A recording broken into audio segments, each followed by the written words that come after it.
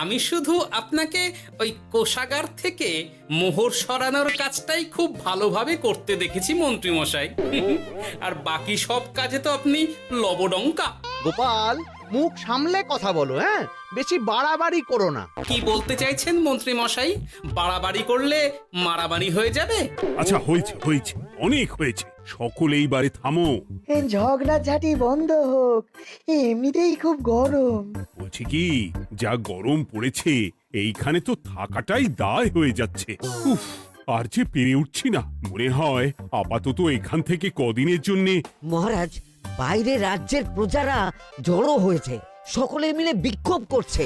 একবার একবার শিগগির আসুন মহারাজ, নইলে সাংঘাতিক কিছু একটা ঘটে যাবে। কি হলো? আবারও কোনো সমস্যা হলো নাকি? আমাদের রাজ্যের প্রজারা তো যথেষ্ট বোঝদার, তারা তো এমনি এমনি ঝামেলা ঝঞ্ঝাট সৃষ্টি করার মানুষ নয়। গোপাল, চলো গিয়ে দেখি।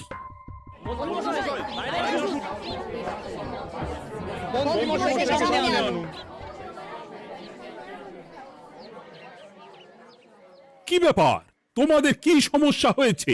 এইভাবে বিক্ষোভ করছো কেন? মহারাজ, মন্ত্রী মশাইকে সামনে আনুন, তারপর বলছি কি হয়েছে না হয়েছে। সেরেছে। আরে, আমাকে ডাকছে কেন? আচ্ছা, বলছি তোমরা একটু শান্ত হও। আমি বুঝতে পারছি তোমরা কিছু একটা কারণে খুবই অসন্তুষ্ট হয়েছো, তাই সেই জন্য বলছি আগে শান্ত হও, তারপর বলো মন্ত্রী মশাইকে কেন খুঁজছো, উনি কি করেছেন? গোপাল দাদা, তুমি তো জানোই রাজ্যে যা গরম পড়েছে, তার জন্য খাল বিল পুকুর নদী নালা একেবারে শুকিয়ে গেছে, চারিদিকে জলের হাহাকার। হ্যাঁ হ্যাঁ, সে তো জানি। গত সপ্তাহে এই সমস্যার কথা জানিয়ে মহারাজকে অনুরোধ করে গিয়েছিলাম যে রাজ্যের বাঁধটা যাতে খুলে দেওয়া হয়। কেন? আমি তো তোমাদের কথা রেখেছি। আমি তো দুদিন আগেই মন্ত্রীকে পর্যাপ্ত পরিমাণে মোহর দিয়ে বাঁধ খোলার কাজে পাঠিয়েছিলাম। কেন, উনি কি বাঁধ খোলেননি? সেইটা ওনাকেই জিজ্ঞাসা করুন। গত দুদিনে উনি তো বাঁধ খুলতে আসেনি, উপরন্তু আমরা ওনাকে ডাকতে গেলে উনি আমাদেরকে তাড়িয়ে দিয়েছেন। সে কি, এ তো ভারী অন্যায়। দুদিন ধরে অপেক্ষা করে আর না থাকতে পেরে আজকে আমরা এখানে এসেছি। এই অবস্থা আমরা কি করব? যদি আমাদেরকে আমাদের রাজ্য সাহায্য না করে তাহলে কোথায় যাব আমরা? ছি ছি ছি, আমি তো ভাবতেই পারছি না। মন্ত্রী, এই মন্ত্রী! মহারাজ, মন্ত্রী মশাইয়ের ব্যাপারটা পরে দেখে নিচ্ছি, আগে এদেরকে শান্ত করেই চলুন। মনে রাখবেন, প্রজারা একবার বিপক্ষে চলে গেলে কিন্তু খুব মুশকিল হয়ে যাবে। শোনো সকলে, তোমরা আজকের দিনটা একটু কষ্ট করো। আমি কথা দিচ্ছি, কাল সকাল হলেই বাঁধ খোলার ব্যবস্থা করব, ঠিক আছে? ঠিক কথা বলেছো তো গোপাল দাদা। দাদা বলে যখন ডাকো, তখন দেখো এই দাদা তার ভাইদের কিছুতেই নিরাশ করবে না। শুধু আজকের দিনটা একটু চেয়ে নিচ্ছি, ব্যাস। ঠিক আছে, আজকে আমরা চলে যাচ্ছি, কিন্তু কালকে কিছু না হলেই। কোনো কিন্তুরই জায়গায় নেই পুঁটির বাবা। আর তোমরা রাগ করো না। চিন্তা করো না, সকাল হলেই সাঙ্গ পাঙ্গ নিয়ে আমি বাঁধ খোলার কাজে নেমে যাব।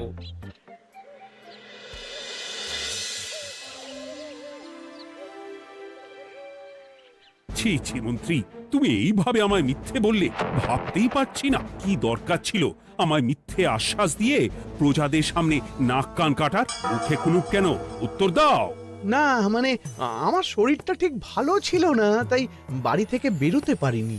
বলছি কি, শরীর খারাপ থাকলে রাজসভায় খবর দিতে পারতেন, আমরা কেউ দায়িত্বটা পালন করতাম, কি আছে? সমস্ত মোহরগুলো একস্থ করে ঘাপটি মারলেন ঘরে। ছি ছি, জানাই আপনাকে ধিক্কার। সকলে মিলে করো প্রতিবাদের চিৎকার। মন্ত্রী মশাই, ছি ছি ছি ছি ছি ছি। মহারাজ, আপনি এক্ষুনি মন্ত্রী মশাইকে কদিনের জন্য সভা থেকে বহিষ্কৃত করুন।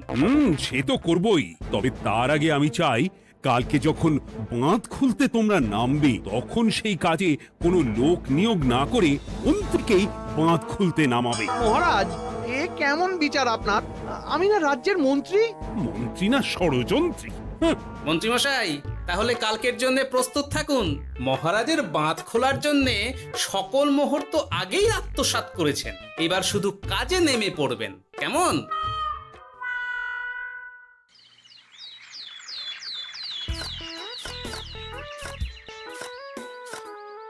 ওহ গোপাল, এইবারে ছেড়ে দাও, আর পাচ্ছি না। এত সহজে হাল ছাড়লে হবে বলুন? এই কে আছো? ওই শাবল কোদালগুলো দাও, আমি এদিকটায় খুঁচিয়ে দিই। সভাকবি, বিজ্ঞানী, এসো এসো এসো, হাত লাগাও। সবে মিলে করি কাজ, বাঁধ খোলা হবে আজ। বাঁধ খোলা হবে আজ, মন দিয়ে করো কাজ। একদম, হাত লাগাও, জোর লাগাও। গোপাল দাদা, সভাকবি, বিজ্ঞানী দাদা আর আর বাকি দাদা ভাইরা আসুন আসুন, সকলে একটু শরবত খান। আমাকেও একটু শরবত দাও। মোহরগুলো খেয়েও তৃষ্ণা মেটেনি বুঝি? হুম হুম। বাঁধ এক্ষুনি খুলবে, প্রজাদের সব জ্বালা জুড়োবে। বাঁধ খুলে গেছে। আমাকে বাঁচাও, আমাকে বাঁচাও। কোনো কোনো সময় ভুল করলে নিজেই সেই ভুল শুধরে আবার ফিরতে হয়। আপনিও তাই করুন মন্ত্রী মশাই, নিজে নিজেই উঠে আসুন। চলো সকলে। গোপাল, তুমি তোমার সাথীদের নিয়ে যা করলে সত্যি ভাবাই যায় না। মহারাজ, নিজেদের রাজ্যের সমস্যায় নিজেরাই কোমর বেঁধে নেমে সমস্যার সমাধান করেছি, পরিস্থিতি মোকাবিলা করেছি। এর জন্যে আপনি এমন করে বলবেন না। ওহ, তোমরা না থাকলে যে কি হতো। মহারাজ, আমরা আছি তো, এত ভাববেন না আপনি। আপনি বরং আমাদের সকলের জন্য কিছু খাবারের ব্যবস্থা করুন, খুব খিদে পেয়ে গেছে। হ্যাঁ, নিশ্চয়ই নিশ্চয়ই। তোমরা সকলে ভিতরে এসো, হাত পা ধুয়ে নাও। ততক্ষণে আমি রানীকে আহারের ব্যবস্থা করতে বলছি।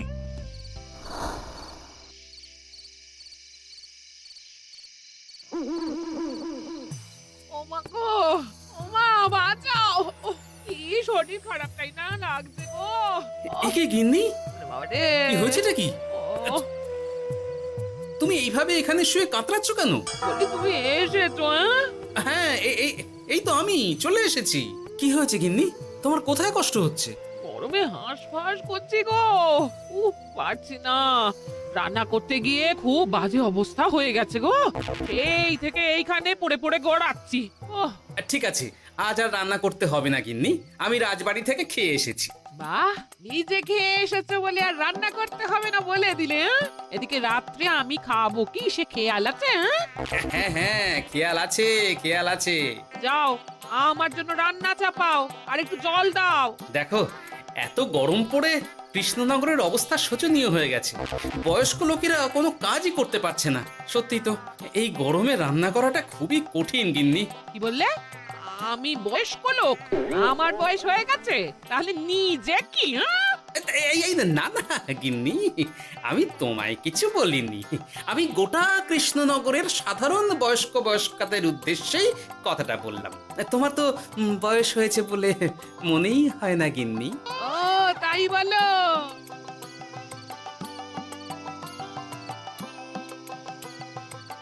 নাও গিন্নি, জল নাও। আজ না হয় আমি রান্না করব।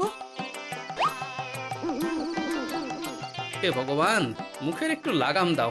এইভাবে যখন তখন সত্যি কথা বলিও না।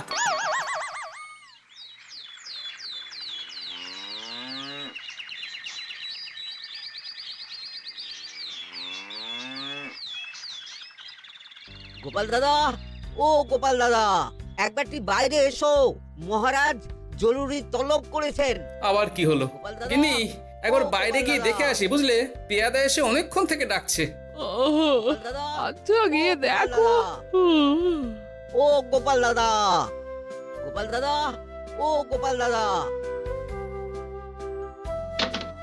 আরে তুমি এক্ষুনি একবার প্রাসাদে চলো, রানীমার খুব শরীর খারাপ করেছে, মহারাজ তোমাকে খবর দিতে বললেন। ঠিক আছে, তুমি যাও, আমি আসছি।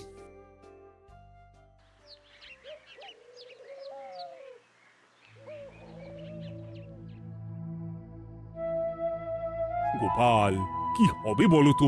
রানী তো দুমদাম করে ব্যারামে পড়ে না। মহারাজ, ভয় পাবেন না, আমরা আছি তো। বৈদ্যকে পরীক্ষা করতে দিন, দেখি সে কি বলে। মহারাজ, অতিরিক্ত গরমের জন্য শরীরটা খারাপ হয়েছে। আসলে উনি এই তীব্র দাবদাহ নিতে পারেননি। তবে চিন্তা করবেন না মহারাজ, আমি বাড়ি গিয়ে এক ধরনের বিশেষ পথ্য পাঠিয়ে দিচ্ছি। রানীমা খেলেই সুস্থ হয়ে উঠবেন। মহারাজ, নিজের কানেই তো শুনলেন, রানীমার তেমন গুরুতর কিছু হয়নি, চিন্তা করবেন না। বৈদ্যর ওষুধে উনি সেরে উঠবেন। যাওয়ার আগে একটা কথা বলে যাই, গরমের এই দাবদাহ কিন্তু আরো ভয়ঙ্কর হবে, তাই সকলে খুব সাবধানে থাকবেন। শরীর যাতে ঠান্ডা থাকে এমন হালকা পাতলা খাবার খাবেন। আসি, রাজসভায় দেখা হবে। মহারাজ, বৈদ্যমশাই কিন্তু এটা ঠিক বলেছেন, গরম আরো বাড়বে, তাই দুজনেই খুব সাবধানে থাকবেন, কেমন? গতকাল তো আমার গিন্নিও গরমের চোটে কুপকাত হয়ে গেছিল, শেষমেশ আমাকেই বাড়ি গিয়ে রান্না করতে হলো আর কি। ও বাবা, তাই নাকি? তাহলে তো খুবই চিন্তার ব্যাপার। আচ্ছা মহারাজ, আমি তাহলে এখন আসি, আবার রাজসভায় দেখা হবে। এই গরমে আর এখানে থাকতে পারছি না, বলছি কদিনের জন্য না একটু অন্য কোথাও গেলে হয় না গো? গিন্নি, এই গরমে ঘরেই থাকো, অন্য কোথাও যাওয়ার মোটে নাম করো না। বাইরে বেরোতে গিয়ে যদি কোনোভাবে গরম হাওয়া শরীরে লেগে যায় তাহলে বিপত্তির আর শেষ থাকবে না গিন্নি। কিন্তু এখানেও তো যা গরম পড়েছে, পচে গলে মরে যাই আর কি। উফ গিন্নি, দয়া করে এইসব বাজে কথা বলা বন্ধ করো তো, আমার আয়ুর থেকেও তোমার আয়ু দীর্ঘ হোক। বাহ, তুমি এসব কথা কোথা থেকে শিখলে গো? হুম? এই তো তোমার থেকে আর কি। গোপাল, গোপাল, রাজ্যের অবস্থা খুবই বেহাল। এই সবই আমাদের পোড়া কপাল। আরে সভা কবি, কি হয়েছে? তোমাকে দেখে তো মনে হচ্ছে তুমি কিছু... বিজ্ঞানী মহারাজ দুজনেই অজ্ঞান, ঘটি ঘটি জল ঢেলেও ফেরাতে পারেনি তাদের জ্ঞান। কি বলছো কি? তা তুমি এই ব্যাপারটা জানলে কি করে? গিয়েছিলাম একটু আগে বিজ্ঞানীর বাড়ি, গিয়ে দেখি লোকজনের ভিড় সারি সারি। সে কি? শুনলাম মহারাজ তাকে কিছু বলতে এসেছিলেন, তারপরে দুজনে বাইরে বেরিয়ে আসতেই অজ্ঞান হয়ে গেলেন। মহারাজ বিজ্ঞানীর বাড়ি গিয়েছিলেন, তাও আবার রানীমাকে ছেড়ে? রাজবৈদ্য কত করে বললেন এই সময় যখন তখন ঘরের বাইরে বেরোবেন না, কে শোনে কার কথা? আমার মনে হয় মহারাজ তেমন কোনো গুরুত্বপূর্ণ কিছু কথা বলতেই বিজ্ঞানীর বাড়ি গিয়েছিলেন। গরম কমানোর উপায় আলোচনা করতে হয় তো গিয়েছিলেন। আমাদের মহারাজ তো নিজের চোখেই দেখেছেন এই তীব্র গরমের চোটে রাজ্যের কি অবস্থা, কি অবস্থা। ঠিক বলেছো গিন্নি, আমার এই কথাটা তো মাথাতেই আসেনি। ধন্যবাদ গিন্নি, অসংখ্য ধন্যবাদ তোমায়। আমায় পরে ধন্যবাদ জানিও। হ্যাঁ, এখন আর দেরি না করে বৈদ্য মশাইকে সঙ্গে নিয়ে বিজ্ঞানী মশাইয়ের বাড়ি যাও। হ্যাঁ,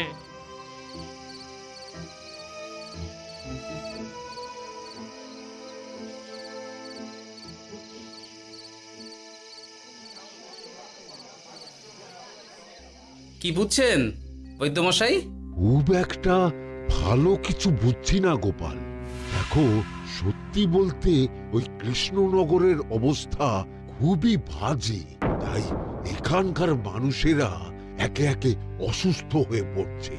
বাইরের অবস্থাটাও তো ভালো নয়, বুঝতেই পারছো।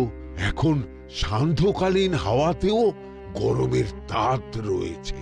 দেখুন, রাজ্যের যা অবস্থা তাতে যদি রাজ্যের মাথা থেকে সমস্ত প্রশাসনিক প্রধানরাই অসুস্থ হয়ে পড়েন তাহলে তো ভীষণ বিপদ। সে তো বটেই, এই জন্যেই আমি বলি কি, মহারাজ সহ সকল সভাসদেরা এই রাজ্য ছেড়ে কদিনের জন্য পাহাড়ি কোনো এক জায়গায় গিয়ে থাকুন, পরিবার নিয়েই যান। দেখুন, আগে নিজেরা বাঁচলে তবে তো রাজ্যবাসীকে ভালো রাখতে পারবেন, তাই না? কথাটা কিন্তু মন্দ বলেনি বৈদ্য। গোপাল, এই গোপাল, তুমি পাহাড়ে যাওয়ার ব্যবস্থা করো। এইখানে আর কিছুদিন থাকলে মরেই যাব। হ্যাঁ গোপাল, আমারও তাই মত। এক্ষুনি যা শরীরে ক্লান্তি এসেছে, আর কদিন এইখানে থাকলে মরেই যাব। মহারাজের অনুরোধে গরম কমানোর কোনো ব্যবস্থাও তো করতে পারলাম না, বাইরে বেরোনো মাত্রই দুজনে মূর্ছা গেলাম। বাবা, ঠিক আছে, বুঝেছি। মহারাজ, আপনি আর এই ব্যাপারটা নিয়ে বেশি ভাববেন না। বিজ্ঞানী, তুমিও আর বেশি কথা বলো না। আমি পাহাড়ে যাওয়ার ব্যবস্থা করছি। আমরা রাজসভা সকলে সব পরিবারে যাব। অনেক কাজ হয়েছে, এখন কিছুদিন আমাদের বিশ্রাম দরকার।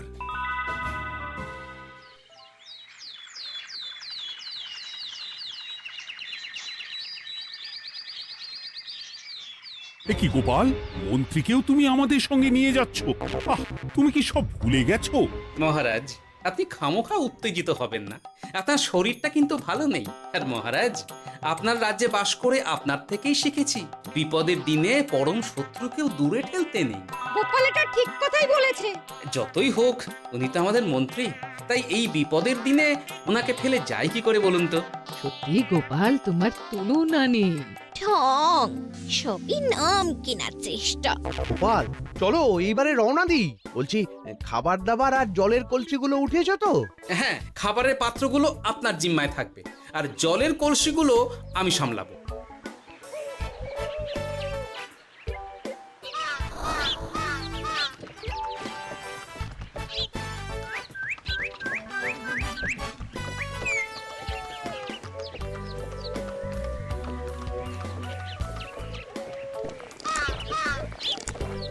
কি গো, তুমি খাবার ছেড়ে শুধুই জল খাচ্ছ? ওদিকে মন্ত্রী মশাই যে সব খাবার একাই সাবার করে দিলে না? ভালোই তো, থাক না। এরপরে বড় বাইরে যেতে হলে বুঝবে, আমি তো ওই জন্যই নিজের জিম্মায় শুধুমাত্র জল নিয়েছি। দেখো, জল খেলে ছোট বাইরে যাওয়ার দরকার হলে চলে যেতে পারবো, কিন্তু বড় বাইরে যাওয়ার দরকার হলে তো যেখানে সেখানে যেতে পারবো না। তাই জলই সই। কিন্তু সবার জল যদি তুমি একাই শেষ করে দিলে, তাহলে এই রে, এটা তো ঠিক বলেছো গিন্নি। পথে ঘাটে কোনো পানীয় জলের পুকুর বা কুয়ো দেখলে জল ভরে নিতে হবে, বুঝলে?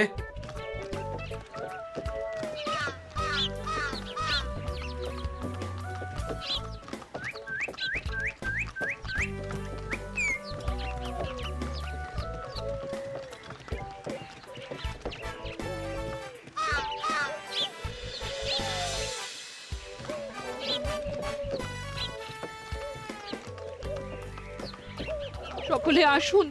দেখুন, দেখুন মহারাজা আমার মূর্ছা গিয়েছেন। আসুন। সে কি, কৃষ্ণনগর পেরিয়ে এসেছি, এখন এই অচেনা অজানা জায়গায় এসে মূর্ছা গেলেন? গিন্নি, চলো তো শিগগির গিয়ে দেখি। কেউ ঘাবড়াবেন না, মহারাজের শরীরটা আসলে খুব দুর্বল ছিল তো, তাই মূর্ছা গিয়েছেন। তবে চিন্তার কিছু নেই, আমি এক ধরনের পথ্য দিচ্ছি, এটা খেলেই উনি আবার সুস্থ হয়ে যাবেন। ঠিক আছে বৈদ্য মশাই, আপনি তাহলে যত তাড়াতাড়ি সম্ভব পথ্যটা তৈরি করুন। হ্যাঁ, আমার এই পথ্যটা তৈরি করার জন্যে একটু জলের প্রয়োজন। একটু জলের ব্যবস্থা করুন তো। এ মা, বলি গাড়িতে যে এক ফোঁটাও জল নেই গো, কি হবে? এই গোপাল, তুমি একাই সব জল খেয়ে বসে আছো? হ্যাঁ গোপাল, এখন এসব বাদ দাও, চলো একটু জলের ব্যবস্থা করি। হ্যাঁ, খানাখন্দ, খাল, বিল, নদী, সমুদ্র, যেখান থেকে পারো জল নিয়ে এসো। জল ছাড়া এই পথ্য বানানো অসম্ভব। গোপাল, এ কি করা যায় বলো? দাঁড়াও, আমি একটু ছোট বাইরে থেকে ঘুরে আসছি। হ্যাঁ, খুব জোরে বেগ আসছে, ত্যাগ না করতে পারলে বুদ্ধি খুলবে না।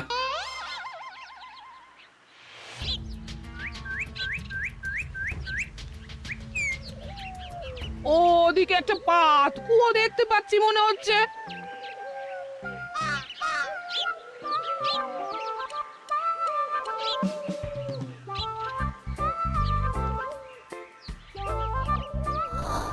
জল কোথা থেকে পাবো?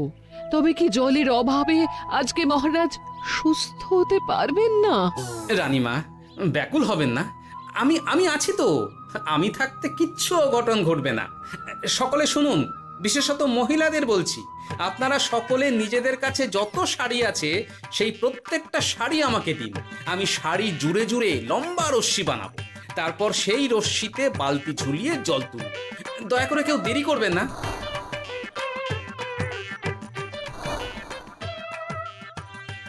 এই নাও আমার 5খানা শাড়ি। হ্যাঁ, এই নাও আমার 10খানা শাড়ি। আমি বাবা আমার লতা পাতা মিনি করা শাড়িগুলো দেব না। যা পারো করো, আমি বড় বাইরেতে যাচ্ছি। ও মা, বিপদের দিনে শাড়ি দেবে না? গায়ের জোরে নিয়ে আসবো। হ্যাঁ,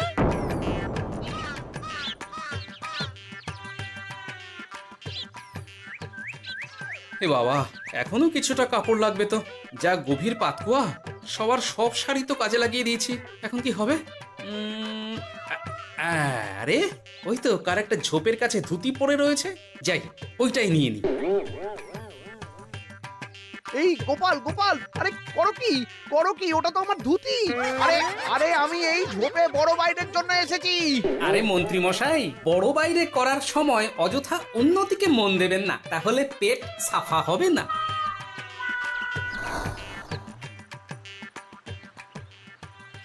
গোপাল, তুমি ছিলে বলে এই যাত্রাতে রক্ষা পেলাম। ভগবান তোমাদের অনেক অনেক মঙ্গল করুক। এই দেখো না, ওরা না আমার লতা পাতা আঁকা শাড়িগুলো নিয়ে নিয়েছে। এই দূর তোমার শাড়ির লতা পাতা, আমি নিজেই জড়িয়েছি বড় বড় ঘাস পাতা।